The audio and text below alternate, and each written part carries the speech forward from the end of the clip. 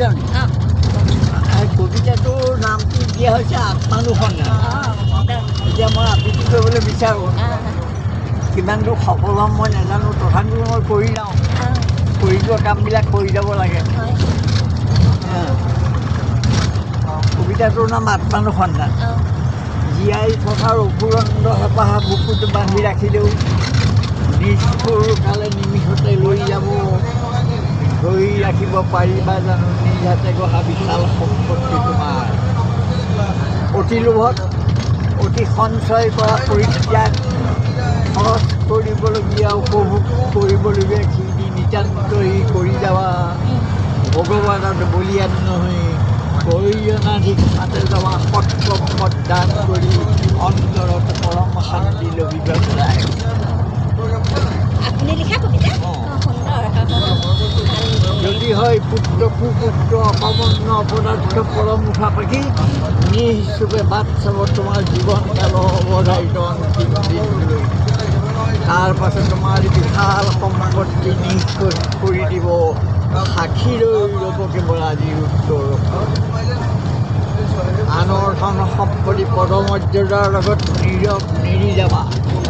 কেৱল ভাবিবা এখন সুখৰ সংসাৰৰ, য'ত থাকে স্বাস্থ্য উপভোগ আৰু জীৱনৰ গুণগত মান আৰু দীৰ্ঘায়ী নীৰৱ প্ৰতিশ্ৰুতি। বহুত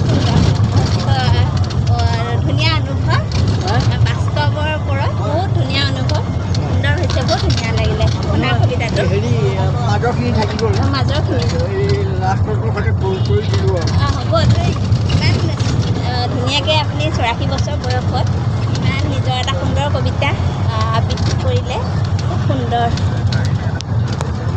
আগতে লিখা কবিতাটো পাহৰিলোঁ, তথাপিও 2-4টা লাইন গায়িকা শুনিছোঁ। কবিতাটোৰ নামেই কবিতা, কবিতা নাম কবিতা।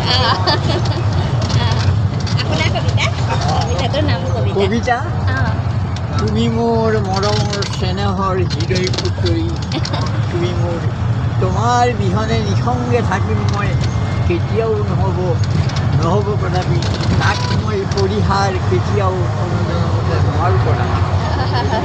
সুন্দৰ কবিতা, বহুত বছৰ আগতে লিখা কবিতা আপোনাৰ কবিতা, ধুনীয়া।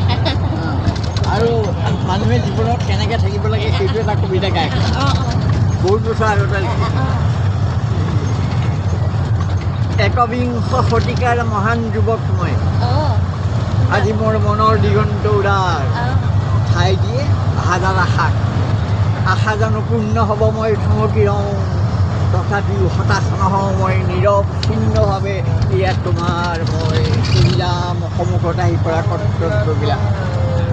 ফলাফল যিয়ে হওক ভূক্ষেপ নকৰোঁ মই, ধাৱমান মন মোৰ শান্ত নহয়, মই মহাকাশ কৃষি। আপোনাৰ কবিতা বহুত ধুনীয়া, আপোনাৰ সাহিত্য চৰ্চা চলাই যাব, বহুত সুন্দৰ। আৰু এটি গাই নামটো ক'ব নোৱাৰোঁ। যদি আছে সবল কাৰণ অন্তৰ উজাৰি কান্দা, পাছতে কান্দিম বুলি কেতিয়াও নথবি, পাছলৈ হ'বগৈ চিৰদিদাৰুণ। সাপ ঢৌবোৰে ঘনে ঘনে আহি তোৰ বক্ষ সমুদ্ৰত চিম কৰি তুলি, নিমিষতে মাৰ যাব বিনশ্ব নিমিত্ত। ভাবি জানো সাঙৰি কলিজা ৰুক্ষত গাৰে সযতনে মেলি দিব কৰিব বিনাশটোক ভগৱাই।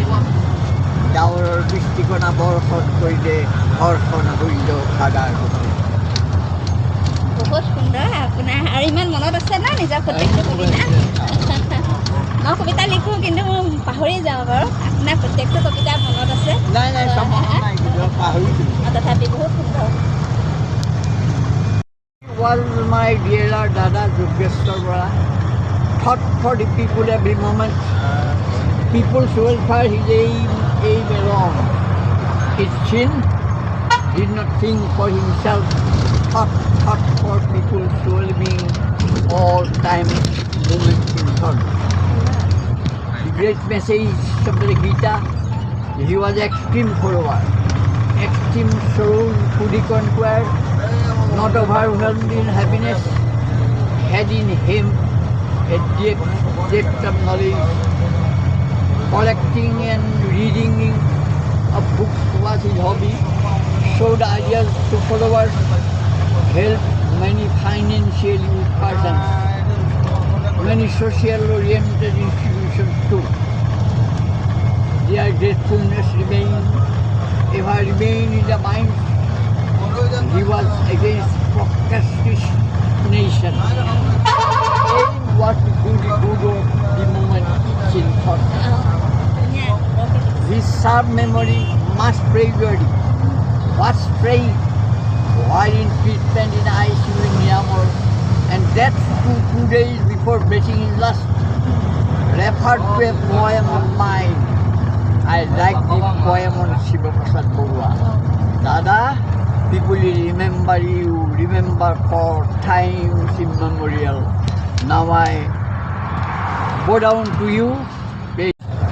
কবিতাটোৰ নাম ড্ৰাইভাৰ।